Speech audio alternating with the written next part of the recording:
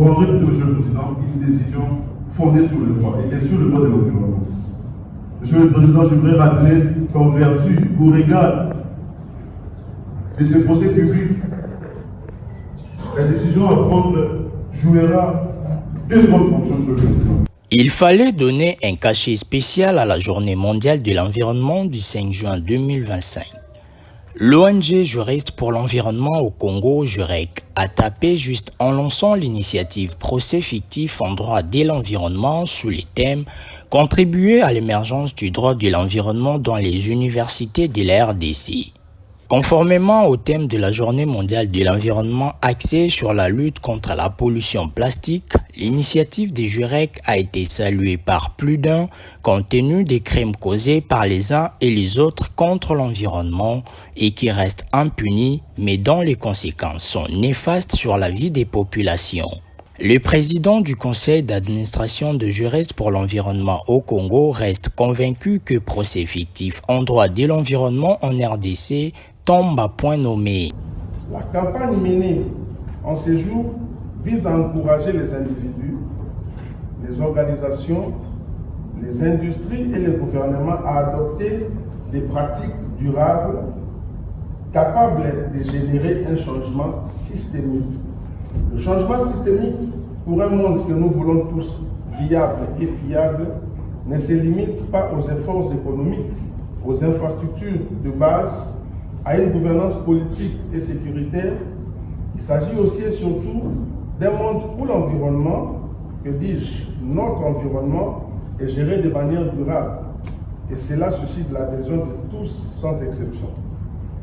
La connaissance de la réglementation environnementale, l'application rigoureuse des normes environnementales, ainsi que le suivi de leur mise en œuvre constituent le socle de la bonne gouvernance environnementale et de surcroît d'un état de droit environnemental où l'environnement est géré de manière durable de sorte que la violation de ces règles soit systématiquement sanctionnée, peu importe la position ou la qualité de son auteur. Et pour ce faire, les juristes et mieux les praticiens du droit ont un grand rôle à jouer dans cette constellation en vue de renforcer l'action collective déjà menée par les techniciens de l'environnement et autres acteurs sur la scène environnementale. La République démocratique du Congo figure parmi les pays dont les contentieux environnementaux sont les moins présents devant les juridictions tant administratives que judiciaires. Nonobstant une évolution lente observée depuis un laps de temps, cette situation est justifiée par plusieurs facteurs, notamment l'absence d'intérêt des acteurs judiciaires pour les questions environnementales, l'insuffisance d'informations en matière environnementale, l'intégration tardive du droit de l'environnement dans les cursus universitaires. Et si les deux premiers facteurs, à savoir l'absence d'intérêt et l'insuffisance d'informations, peuvent être comblés à travers la sensibilisation et la formation, le tout dernier doit trouver une réponse efficace. Le droit de l'environnement est aujourd'hui intégré non pas comme un cours à option, mais un cours ouvert à l'ensemble.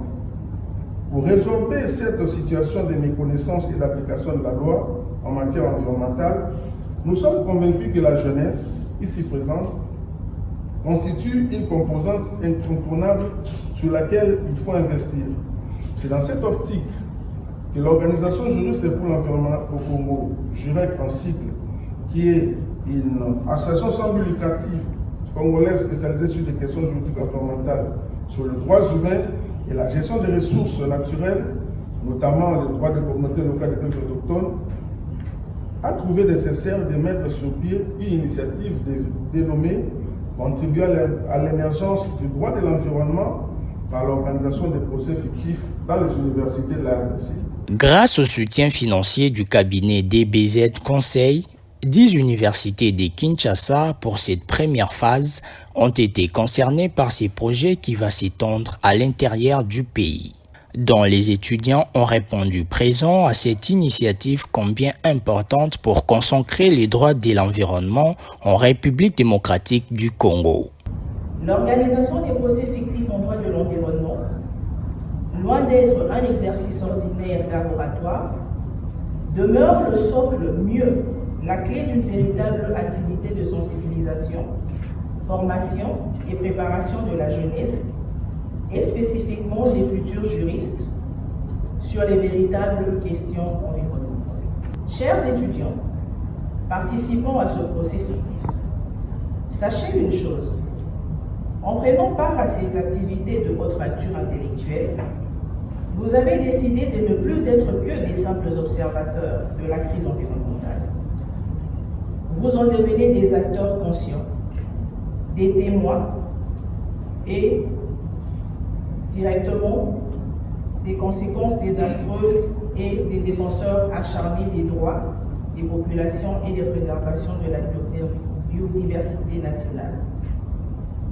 Que cette expérience soit donc pour vous le déclencheur d'un plus grand engagement dans cette cause qui vise à léguer un héritage viable aux générations futures. Je félicite en même temps l'ONG Juristes pour l'environnement au Congo pour cette heureuse initiative d'organiser des procès fictifs en droit de l'environnement.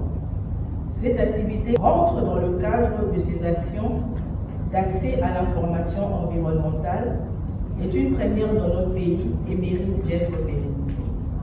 Plusieurs types d'affaires sont portées devant les juridictions, mais elles sont rares, presque quasi inexistantes, ces affaires relevant des questions environnementales. Et pourtant, des affaires sont effectivement pendantes concernant les crimes environnementaux commis par les personnes tant physiques que morales contre l'environnement. L'initiative de l'ONG Jurec devrait donc révolutionner les choses et pousser les uns et les autres à réfléchir par deux fois avant de commettre un acte contre l'environnement. C'est avec un immense plaisir que nous vous souhaitons la bienvenue dans cette initiative citoyenne et académique dédiée à la promotion des droits de l'environnement en République démocratique du Congo. À travers l'organisation de procès fictifs dans les universités, nous visons non seulement à éveiller les consciences juridiques de la jeunesse estudiantine, mais aussi à encourager une réflexion critique et engagée autour des enjeux environnementaux qui touchent notre planète. Votre présence aujourd'hui témoigne d'un intérêt réel pour l'émergence du droit de l'environnement, fort, dynamique et adapté à nos réalités.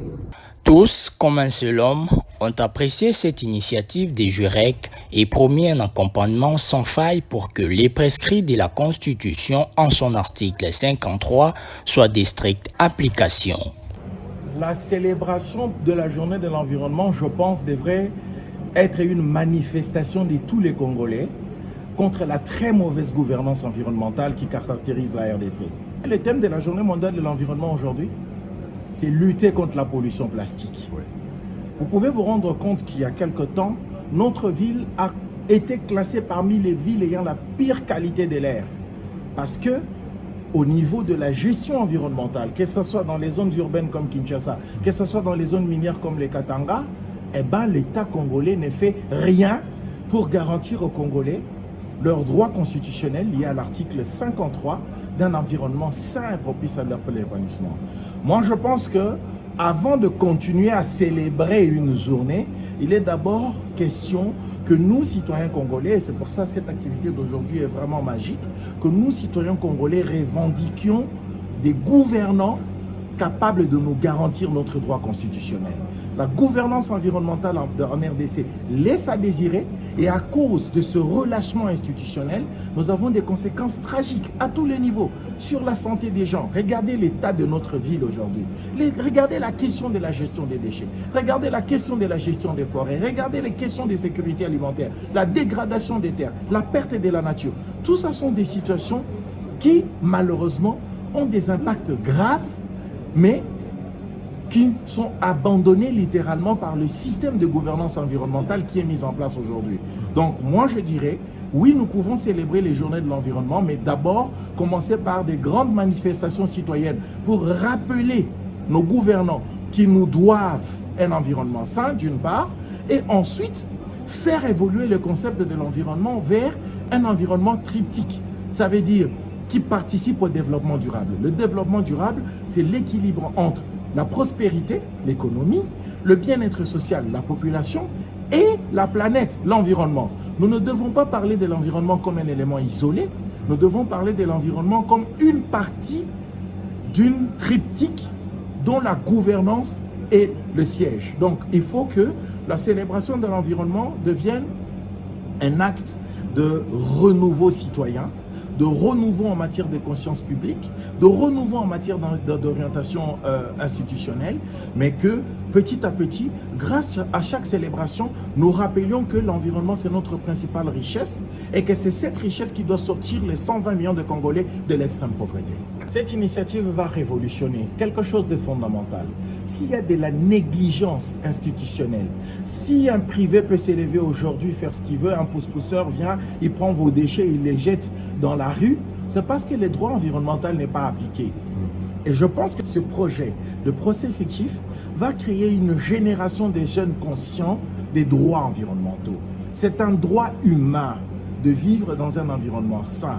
Ce projet doit être soutenu et c'est l'occasion vraiment d'interpeller les sponsors, d'interpeller toutes ces sociétés qui veulent faire des investissements dans des projets d'impact, que l'on soutienne ce projet, que chaque province puisse avoir ses champions en termes de défense des droits de l'environnement.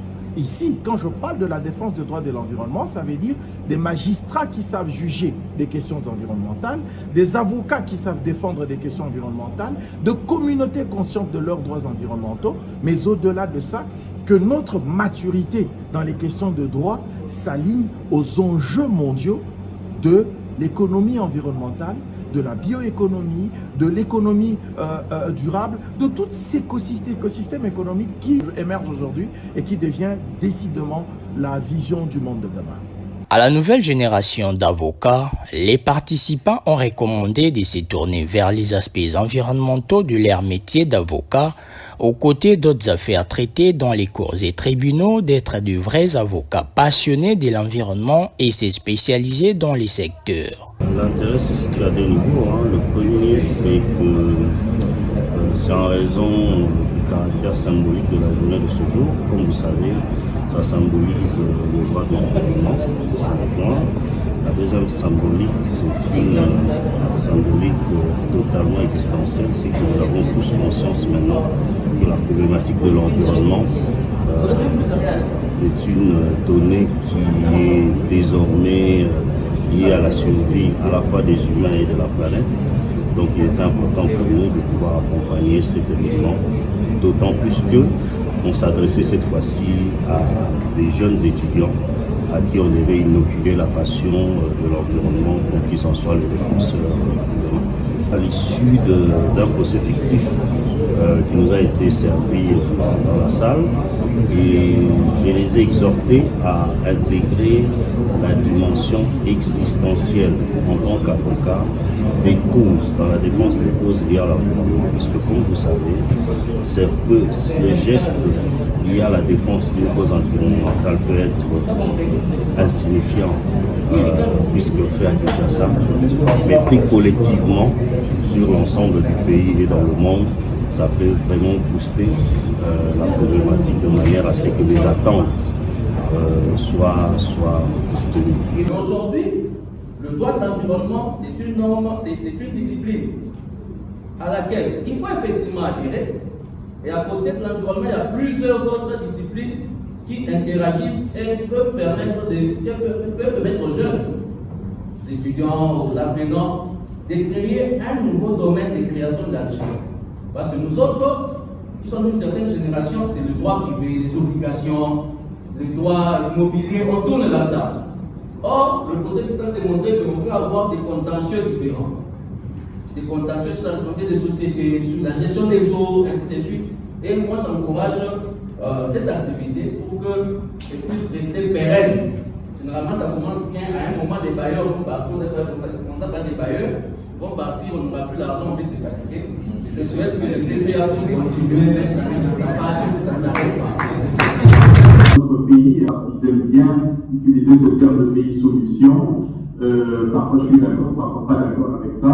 Mais dans ce cas, je suis d'accord. Pourquoi? Parce que notre pays est très important en matière environnementale et c'est très important que nous, la population, les étudiants, n'est-ce pas, la relève du pays, l'avenir du pays soit, n'est-ce pas, impliqué. Dans son propos, le secrétaire général à l'environnement et développement durable qui a officiellement lancé les projets a souligné que l'un des défis cruciaux auxquels la RDC fait face est celui de la protection de son environnement. Ainsi, celle-ci est l'affaire non seulement des adultes, mais aussi et surtout de jeunes générations, comme ces jeunes avocats qui vont embrasser demain la carrière. Le droit apparaît comme un protecteur pour contribuer à juguler les menaces environnementales en procédant. On est un encadrement juridique définissant dans le respect des principes de la légalité des infractions et des peines de manière efficace, claire et proportionnée. C'est dans ce contexte que nous sommes d'avis avec le professeur Camto lorsqu'il souligne que droit est indissociable de la protection de l'environnement parce qu'il est étroitement lié à toute forme de protection. Dans la pratique, on constate malheureusement que le droit ne contribue que faiblement à la protection de l'environnement dans notre pays. Il est temps que ça change, que le droit puisse y contribuer réellement dans le monde, même le monde de l'environnement.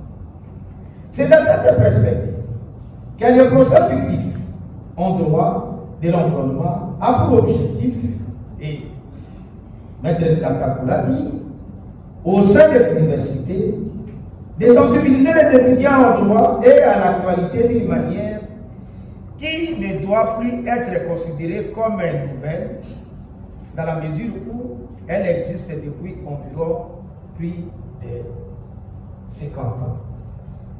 Il y devrait en résulter à la fois la création des cours magistraux de droit de l'environnement ainsi que la demande pédagogique aux enseignants des matières traditionnelles d'intégrer autant que faire se peut le droit de l'environnement dans la matière qu'il enseigne.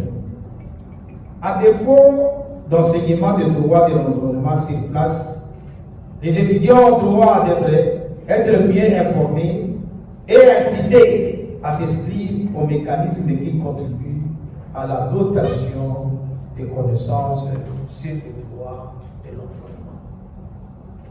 L'exercice pratique consistant à simuler un procès est un instrument pédagogique encore peu pratiqué dans l'ensemble des universités et notre pays, la RDC. Bien plus, un procès simulé en droit de l'environnement est presque inexistant. J'en appelle au sens élevé des partenaires techniques et financiers en vue de contribuer à l'accompagnement de cette initiative ô combien louable. Les projets procès fictifs en droit de l'environnement en RDC doivent donc révolutionner les secteurs de la justice environnementale au Congo-Kinshasa.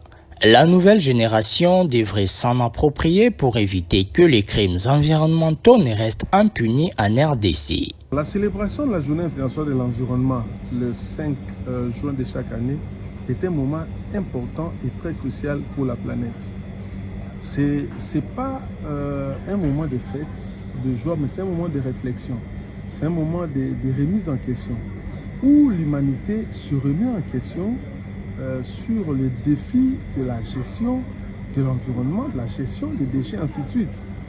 Alors, pourquoi est-ce que nous disons que c'est assez important?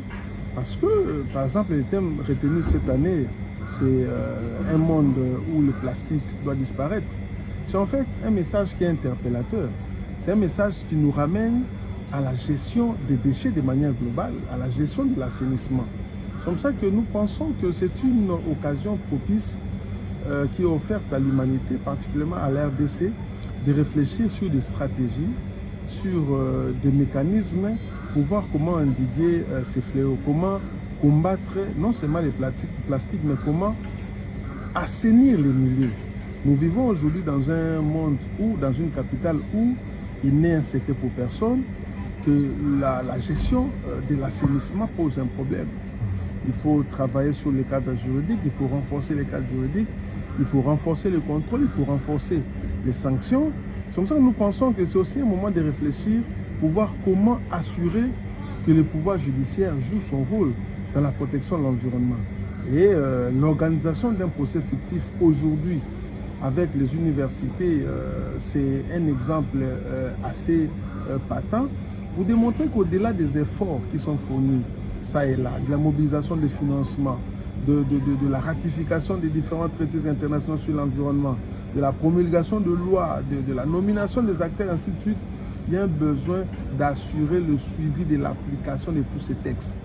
Et l'application des textes, ce n'est pas seulement réservé au ministère de l'Environnement et autres, mais c'est aussi l'œuvre du juge, c'est aussi l'œuvre du magistrat. Et donc nous pensons que c'est assez important que le juge rentre sur le terrain de la mise en œuvre du droit de l'environnement, que le juge soit impliqué.